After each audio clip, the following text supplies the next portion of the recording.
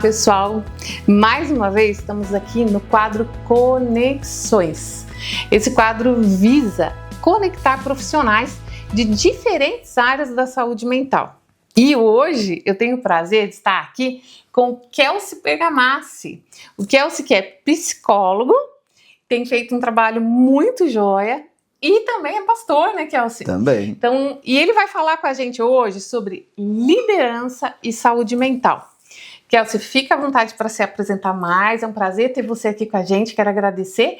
E fala para nós um pouquinho sobre o que é liderança. Bom, prazer é todo meu, né, Ivete? Obrigado aí por você me convidar e essa oportunidade de conversar sobre esse assunto tão importante, né? Porque liderança, ela tá em tudo, né? Em tudo a gente tem que exercer esse perfil de liderança. Porém, é um assunto tão relevante, mas também que as pessoas não dão tanta atenção. Eu trabalho com liderança já, lidero grupos, né, há mais de 30 anos, né, sempre nessa posição de cuidar de pessoas, orientar pessoas, gestão de equipes. E agora, com o tempo, eu fui descobrindo que eu precisava entrar num campo da saúde emocional desses líderes. Foi onde me interessei pela psicologia, né, e aí veio o unir o útil ao agradável, né, já tem uma carga de experiência no campo mesmo, né, de liderança, e a psicologia veio me empoderar com ferramentas, com instrumentalizações muito mais efetivas nesse processo, né? Então, falar sobre isso para mim é muito gostoso, né? E eu acho que é muito relevante também. Que legal, com certeza, né? Há algumas pessoas que nunca estiveram num papel de liderança não entendem as pressões que um líder, né, de diferentes categorias de líder, de diferentes esferas, de diferentes classificações de liderança, passa. Então eu quero que você me traga assim, um conceito. O que é liderança? O que é liderar? Olha, é tão vasto o conceito de liderança, né? Mas eu gosto muito do conceito que John Maxwell ele trabalha, que é liderar é influenciar, né? E a influência, tanto positiva quanto negativa. A questão é a seguinte, o posto liderança é um posto de alta influência. E então nós vamos ter liderança em vários níveis, né, de responsabilidade. Tem liderança de grupos pequenos, temos lideranças executivas, temos lideranças de alta performance, mas não importa a graduação dessa liderança, toda ela vai gerar uma influência, e ela vai tanto negativa quanto positiva, né? E é incrível isso, porque às vezes o cargo ou a posição de liderança é muito empoderada, né? Então liderança te dá poderes, liderança te dá autoridade sobre outros, e aí que mora o perigo, né? É aí que é muito sutil, porque se é uma influência, como é que eu estou para exercer tamanho poder sobre outros, tamanha poder de decisão, né? Defino destinos como líder. E às vezes, por não estar tão bem emocionalmente, tão saudável, isso eu posso estar influenciando de uma maneira muito ruim. E quantas perversidades, né? Quanta maldade existe, quanto sofrimento advém disso também, exatamente, né, quanta frustração, né, decepção. Muitas vezes a pessoa confia naquele líder, entende aquela pessoa como referência, caminha segundo aquela influência e tem uma tremenda decepção, né? Às vezes porque não recebeu uma atenção que achava que ia receber, às vezes porque o resultado de um aconselhamento, né? Porque dentro de uma vida pastoral nós estamos falando de aconselhamento. Sim. Como psicólogo também é uma liderança, mas aí estaríamos falando de uma terapia. Então, o que é, né, a responsabilidade, né, Kelsey, de alguém que está num posto de liderança? Você falou isso, eu lembrei de uma situação. Né, fazendo estudos sociais no Brasil, o brasileiro ele acaba sendo muito imaturo, né? Eu falo que o brasileiro tem cerca de 8 anos de idade. Por quê? Porque é como se ele tivesse né, o desenvolvimento moral, as necessidades ainda que ele olha para um líder referencial, é como você tem que fazer para mim. Né? Isso reflete em várias áreas dentro da nossa nação, né? Inclusive política, mas nós vamos passar longe disso nesse assunto. Nessa seara aí, né? Mas enfim, e a responsabilidade do líder inclusive de puxar essas pessoas, esses liderados, para a maturidade, né? Então, muitas pessoas que estão sendo incentivadas, desafiadas para amadurecer, acabam se frustrando, né? E isso é algo que você deve vivenciar bastante. E né, é interessante hoje porque a gente está numa crise no mercado, né? Então, a crise de mão de obra qualificada. Isso já está pandêmico, né? Então, você pode perceber que você é uma profissional, você tem uma empresa, e como está difícil você encontrar profissionais que venham agregar você. Então, a gente está com uma crise de qualificação profissional. E para o líder, isso é estressante. Né? Por quê? Do líder se espera o quê? Resultado, performance, organização, fazer com que a visão se cumpra. E quando ele tem uma equipe com esse grau deficitário, né? Com essa fraqueza, vamos dizer assim, puxa, pro líder isso mata ele, né? Porque ele tem aquela angústia, porque por ele ser líder, ele não está líder por acaso. Ele só está nessa postura de liderança porque ele alcançou esse resultado. Ele vem de uma performance, ele vem de uma qualificação, ele vem de uma proatividade que se destacou, né, no mercado e ganhou por mérito essa posição. E o que um líder ele sofre? Porque ele espera da equipe o mesmo envolvimento, o mesmo desprendimento, o mesmo comprometimento dele. E isso, Ivete, tem adoecido os líderes, porque ele está se frustrando. Então, o que é? Isso você vai encontrar hoje os índices de burnout, de ansiedade. Hoje a depressão já é um quadro da OMS com um grande índice de afastamento de pessoas pela depressão ou por ansiedade. E o que está causando isso? É a frustração desses líderes. Então, aí você não tem líderes tão preparados para lidar com frustração, e aí nós temos o nível de irritabilidade altíssimo. E isso tem prejudicado os líderes. Nós também temos a tolerância baixa, né? Porque você vai pegar gente que tá, eu brinco, né? Tá mordendo a orelha, né? Ele tá com os tigres, ele tá nervosíssimo, ele tá estressadíssimo, porque a pressão sobre ele tá muito alta, né? Então você pega hoje estatísticas de institutos sérios, Gallup, McKinsey, né? E esses institutos estão mostrando que os líderes, principalmente os executivos, olha só, chega a 40% dos líderes executivos, eles estão frustrados. Olha só. Porque a carga está muito grande. Vamos falar, né, Ivete, essa cultura que a gente entrou de capitalismo, o capitalismo ele é saudável, a gente é capitalista, né? O Brasil é capitalista. Agora, essa guerra que existe, né, de resultado, de conquista de territórios, de metas, de vendas, de performance, quem está preparado para isso? Aquela pressão constante, né? É uma pressão constante. E tem uma frase que ela fala assim, eu não sei de quem que é, tá? Mas eu vi num post. Fala assim, se você está sentindo como se você estivesse perdendo a corrida, lembre-se, não existe corrida.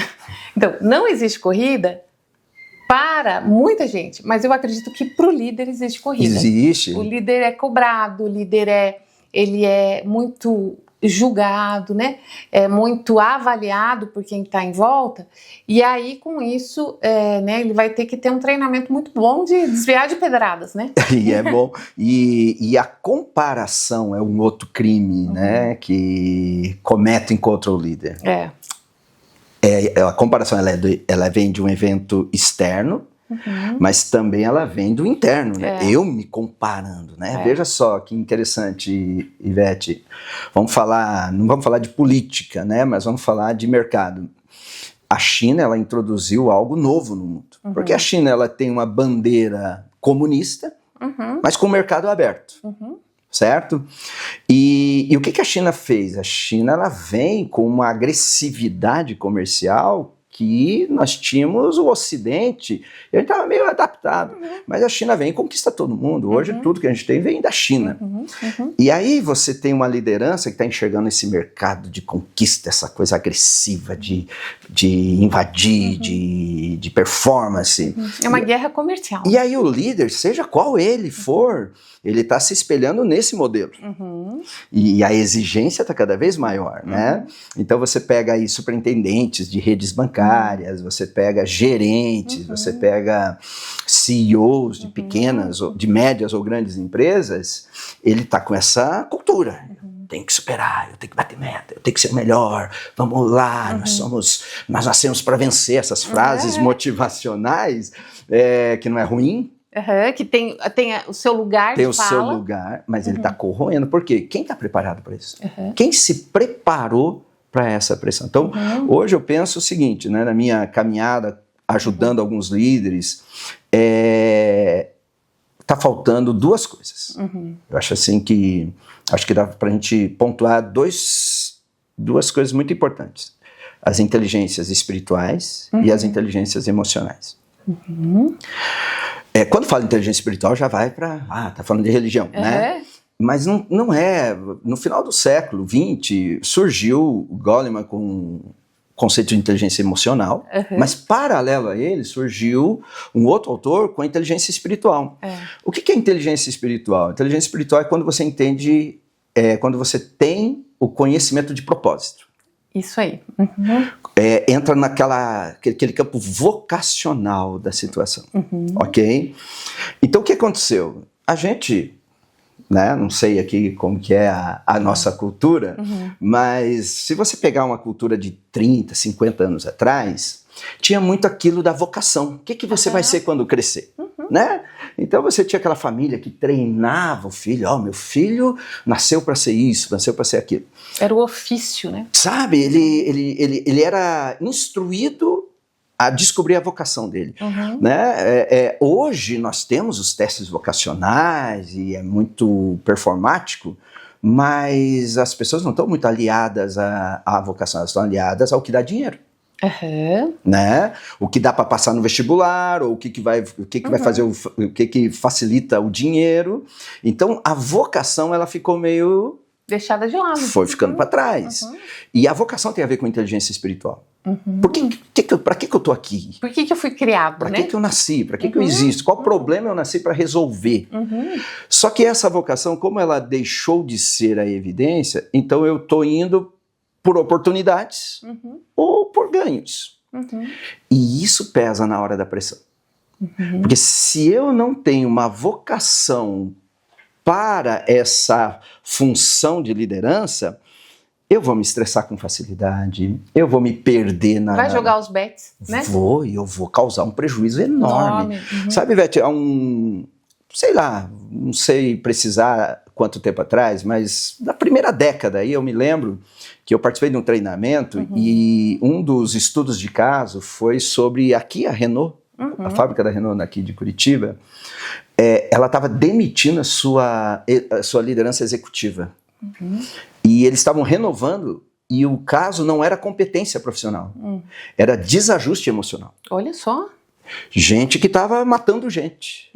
E o CEO da época, ele disse, olha, essa turma não queremos não, essa turma está sendo prejudicial, está confundindo as coisas. E aquilo era um estudo era um MBA que eu estava fazendo. Para um pouquinho, teve algum problema na luz, né? Aqui. Obrigado, nada. Aqui, ó. Depois começa a dar a história da Renault de novo. Tá. Então, eu troquei a perna aqui, estava cansada. Então, no início desse século agora, do século XXI, primeira década ali, mais ou menos isso, eu estava fazendo uma especialização na área de gestão de pessoas até, e trouxeram um estudo de caso aqui da Renault, Renault aqui, Curitiba, e eles decidiram demitir toda a classe executiva, né? Gerente de produção, os diretores de venda, toda a área diretora do campus ali, da planta ali, eles demitiram por não por falta de competência, mas por desajuste emocional. A turma é muito irritada, gente cruel, gente com pressa, né? Pressa, sabe? Sem aquele tato humano. Sem a tolerância. Sem né? a tolerância, nível de tolerância baixo e irritabilidade alta. Aquela coisa meio carrasca, né? E não funciona mais. Sabe? Talvez nos séculos passados, nas décadas passadas, até que isso funcionou, aquela introdução da era industrial, né? De aquelas fábricas enormes, os chãos de fábrica, onde que era ainda aquela cultura meio escravagista, coisa. Manda quem pode, obedece quem tem juízo e tal. Mas isso mudou, tá entendendo? Então, o que acontece? Por questão de oportunidade, eu assumo algumas funções. Mas eu estou vocacionado, eu entendi, eu tenho essa inteligência de discernir, porque se eu não sei quem eu sou, Ivete, tá entendendo? O que também entrando nesse assunto de inteligência espiritual, ela tem a ver muito com quem eu sou. Quem sou eu? Para que eu existo? A função, em detrimento da minha identidade, ela vai me adoecer. Né? Então, eu conheço, por exemplo, professores, né? Tem professor que ele é vocacionado para isso. Apesar da pressão que é a sala de aula, ele se realiza. Agora, tem professor que ele teve que ser professor porque era um emprego que ele apareceu na vida dele. E o que você encontra hoje? A classe de professores estão extremamente adoecidas. Porque ele não tem capacidade de suportar a pressão de uma sala de aula, né? Dessa pressão que existe do aluno de cumprir com o currículo. E ele adoece, porque talvez ele não está no lugar que ele chama. Porque ele deveria estar, né? E você veja que interessante, né, Kelsey, isso de entender qual é o meu propósito, né? Quando eu sei o propósito, o que a gente faz? A gente se refaz com mais facilidade, né? Então, você trouxe esse exemplo da Renault, que né, deve ter sido um estudo de caso muito interessante, que esses líderes ali, eles provavelmente estavam em cargos de liderança, mas talvez não fossem líderes ou não fossem líderes desse escopo, dessa esfera que estavam trabalhando, e com isso eles adoeceram. E um líder adoecido produz muitos liderados adoecidos. Né? Isso é um fato, né, nas empresas, é um fato né, em todas as situações que a gente vê, as diferentes situações que a gente vê, em que a liderança adoecida, que você falou, essa pessoa que acaba sendo cruel, porque às vezes ela está com tanto senso de urgência, tanto senso de perfeição, que ela perde a humanidade. E ela não consegue ter tolerância com a outra pessoa, ela não consegue ter um olhar mais complacente, né? Ela não consegue inspirar mais, né? Ela é o carrasco. Isso é uma pena, né? Porque provavelmente são pessoas talentosas que estavam no lugar errado. E aí nós temos uma destruição, né, dessa pessoa, né, em algumas partes, e a destruição dos liderados também, né? Então, a importância de saber o seu propósito, né? Me fala um pouquinho disso, assim, você que, né, lidera líderes. Como é encontrar um líder adoecido? Como é que é isso? Como é que é o espelhamento? Como é que é conseguir pontuar? Né, essa pessoa tem percepção que ela está adoecida ou não. Eu também, né, atendo muitos líderes, né, empresariais e tudo, e às vezes eles não têm essa percepção que estão adoecidos. A não ser o momento que a gente tem ali um breakdown, uma completa crise de ansiedade, uma situação onde ele não consegue funcionar, é que ele busca ajuda. Como é que é isso no teu olhar, assim, Kelsey? Esse é o ponto. Eu acho que quando ele chega aqui no teu consultório, ou estão cortando a cabeça dele, ou alguém está cortando a cabeça, a esposa ou a empresa. Quando ele chega aqui é porque algo grave já pipocou, né? Mas o problema é esse, ele tem que chegar aqui para descobrir. Então eu acho assim, sabe, Beth, ele precisa perceber como que ele está dormindo, porque a qualidade do sono determina isso também, né? Porque pode ver, tem muitos líderes, quando ele já não consegue perceber a fronteira entre vida pessoal e vida profissional. Quando essa linha está meio embaçada, quando ele não consegue enxergar direito, aqui sou eu e aqui é a minha profissão, isso já é um sinalizador. Né? Pós-pandemia, uma das queixas de muitos executivos é que ele percebe que ele está 24 horas online. Olha só. E parece que isso é performático e se paga para isso, né? Não, eu estou ganhando para isso. Ok, o dinheiro é bom, ajuda, mas o que é melhor? Então, veja bem, quando ele percebe que ele já não tem mais essa linha divisória entre a vida pessoal e a vida profissional, quando ele percebe que o online já é o que pulsa, já é o chefe, ele já não se desliga mais, não se desconecta mais. Alguns percebem que o tempo com a família é escasso, né? Então eu gosto muito do filme O Diabo Veste Prada, né? O 1 e agora eu não assisti o 2 ainda, mas eu já imagino. E onde você tem aquela personagem lá, a principal lá, extremamente performática, né? Ela faz aquela revista dar certo. Agora, quem trabalha com ela é pilhado. É gente que não consegue se mexer, gente que não consegue respirar, gente que não consegue comer. Ela tem resultados fantásticos, mas a equipe dela morre de medo dela, é extremamente estressada e a vida pessoal dela é uma tragédia. Os filhos ela não vê. Não sei se você assistiu o filme. Eu assisti o primeiro também, não assisti o segundo. Mas eu olhei, eu gosto muito porque ele é uma aula de liderança, aquele filme, né? Eu já assisti ele várias vezes para perceber. Estou até pensando em fazer uns cortes para treinamento, mas ela tem uma performance muito alta, mas uma vida pessoal trágica. Ela perde o casamento, as filhas ela não vê, né? Mas ela é extremamente focada. Então, quando esse foco supera a tua vida pessoal, tá na hora de você buscar ajuda. A gente fala muito assim, né? Quando o fazer, ele tá muito acima do ser, isso é um problema. Né? Quando o que você faz tem mais valor do que quem você é, a gente começa a ter um problema. É claro que o que a gente faz vai dar visibilidade, vai dar, lucro, presença, né? vai dar até uma socialização. Mas o ser, quem você é, né? Quando a porta da casa se fecha, né? Quem você é para aqueles que realmente te conhecem, sem nenhuma máscara, hoje está muito na moda, né? O masking, né? Então, sem nenhuma atuação. Então, isso é fundamental para não adoecer, né? Você estar a favor da sua vocação, do seu propósito, né? Nosso tempo passa muito rápido, Kelsey. E para encerrar, eu queria te perguntar ainda, dentro da tua vida, tá? Uma pergunta mais pessoal, porque nós estamos tendo o privilégio de estar aqui com um grande líder. Dentro da tua vida, quais foram os momentos mais difíceis que você falou, vou largar os bets? Ou nunca houve esse momento? E como que você lidou com isso? Já houve, né? Já houve. E até você me ajudou no momento aí, né? Tive que chegar aqui também, gente, né? Mas, Ivete, eu vejo assim, ó, eu vou fazer agora média de 30 anos que eu tô nessa jornada aí, liderando pessoas, né? Como igreja, liderando projetos e liderando voluntários, que é um desafio um pouco mais crítico, né? E já tive minhas crises, né? Principalmente quando eu me frustrei com as expectativas, né?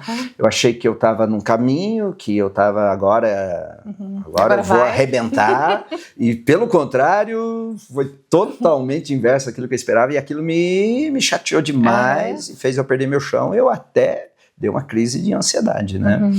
Agora, foi esse momento só, sabe? Eu digo assim, foi uma crise que me durou 2 anos, certo? Fora isso, Ivete, voltando àquela questão da inteligência espiritual, eu acho que eu desenvolvi essa inteligência. Então, comparando com... Hoje eu trabalho com líderes, através de um projeto, acaba tocando líderes do Brasil inteiro, assim, né? Treinando, ajudando, e... eu me comparo agora, né? Eu tô nesse projeto, tô liderando pessoas, agora com a psicologia também, mas eu tô com um gás, assim, tô com uma expectativa, se Deus me der mais 50 anos, vai, que legal. né? Então eu digo assim, eu tô eu tô animado, eu gosto, eu sonho, eu tenho a visão para os meus próximos 20, 30 anos, mas eu digo para você que isso não é comum, sabe? Por quê? Porque as pessoas, elas estão, hoje eu encontro líderes que ele só está ali porque ele depende daquilo para sobreviver. Ele tem que estar, Ele tem, ele não pode, ele não tem para onde ir, certo?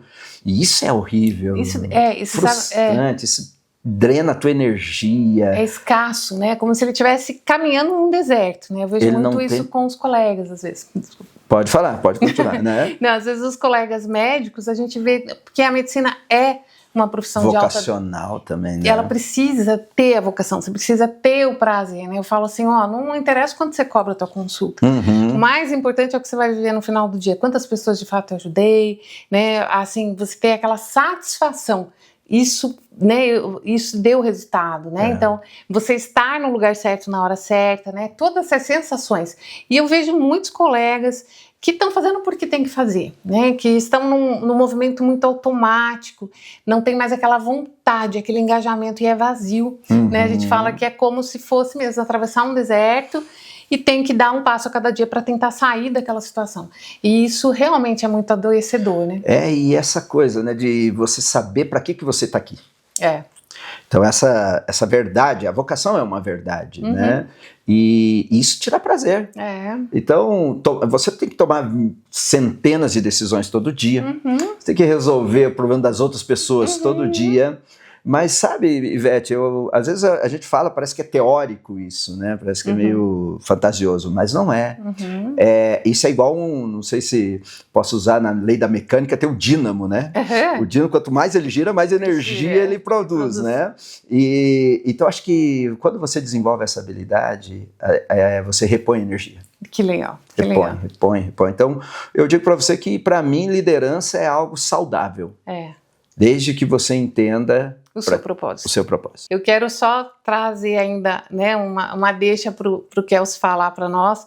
A gente sabe que a fé é um instrumento maravilhoso, né, de saúde mental. Hoje, depois de estudarem a neurocircuitaria da esperança, eles conseguem ver que a neurocircuitaria da fé caminha junto, né? E como é importante o exercício de fé, como é importante buscar isso para que você tenha esperança, né? E de repente encontre esse dínamo, né? Dentro do teu propósito, da tua fé, da tua, né, consagração a Deus, né? Seja a religião que for, mas a gente sabe que isso é fundamental, né? Depois da pandemia, a espiritualidade passou a ser quase uma ciência básica, sendo muito estudada, com artigos científicos muito bons, e comprovou que aqueles que têm fé, que desenvolvem a fé, que têm exercício de fé, têm respostas na própria saúde física infinitamente maiores, né? Então eu quero te convidar para o final, né, para você deixar alguma fala dentro disso, porque isso deve ser, eu vejo isso no próprio consultório, aqueles que têm fé, que têm uma comunhão com Deus, têm uma resposta muito melhor, né? Infelizmente isso é fato, né? A gente queria que todo mundo também buscasse isso, né? E é isso, Ivete, né? Então, vamos pegar Jesus, né? O programa de desenvolvimento individual que Jesus estabeleceu na vida dos seus discípulos ali, né? E ele ensinou tudo para os seus discípulos. Foi uma caminhada, uma jornada de mais de 3 anos. Eu imagino que o convívio foi 24 horas, né? Mas não foi suficiente, porque além de tudo, aqueles alunos de Jesus, eles tiveram que receber o Espírito Santo. E quando Jesus já alertou, olha, quando ele vier, quando o Espírito Santo vier, ele vos ensinará a respeito de todas as coisas. Ivete, isso é fantástico. O Espírito de Deus, você ter essa fé de que o Espírito de Deus se move em você e através de você, a esperança vai lá no topo. Que legal. O renovo vem, né? Porque ele renova você. Então você não está sozinho, né? Você não entrou de gaiato, você foi impelido por ele, né? E ele te sustenta em todo momento. Então nós temos N personagens na Bíblia e no mundo nosso contemporâneo, que o Espírito Santo foi que sustentou e que ajudou na performance. Então você pega um menininho, Davi, para enfrentar um desafio que é um gigante Golias, Quem que ajudou ele? O Espírito Santo. Você pega um Daniel, um ministro num império babilônico, e transforma aquilo lá. Então, aí você pega aqueles discípulos que andaram com Jesus e o Espírito Santo move neles e se tornam grandes líderes. Grandes líderes. Que até hoje, né, a gente estuda eles e aprende com eles e olha para eles, né? E a gente vê mesmo os grandes líderes contemporâneos, desde Freud, né? Ele tem ali um contato, né, com o Espírito Santo. Einstein tinha, né, toda essa busca por Deus, né? E como Deus quer usar tantas pessoas através do Espírito Santo. Quer usar você, né? A gente teve agora o domingo de Pentecostes, que é quando o Espírito Santo veio, né? E ele vem, né? Toda vez. Então é isso que gostoso poder falar um pouquinho de fé, da fé cristã e saber, né? Você que é líder e que às vezes está passando por um momento assim de cansaço, está passando por um momento de desesperança, cuidado, isso pode ser um sinal, né? Às vezes a gente sai um pouquinho do trilho, tem que voltar ali para o seu propósito, né? A vida tem muitas iscas, né? Tem muitas, falo isca de lisonja, isca de financeira, de recompensas, que às vezes não é onde você vai se sentir mais feliz, né? Então, nesse caso, busque ajuda antes que os seus liderados espelhem para você que você não está legal. Kelsey, mais uma vez agradeço, que Deus continue abençoando a tua vida, que o Espírito Santo continue te usando tanto na psicologia, né, quanto na vida pastoral, e você também em casa, né, que você descubra isso. Mais uma vez, obrigada pela sua atenção aqui no quadro Conexões. Lembrando que teremos a Jornada Conexões, que será em março de 2027, e o Kelsey vai estar lá também, né, numa mesa redonda sobre liderança, trazendo esse olhar também de espiritualidade e o conhecimento que ele tem, né, ao longo da jornada de vida. E você já é nosso convidado desde já.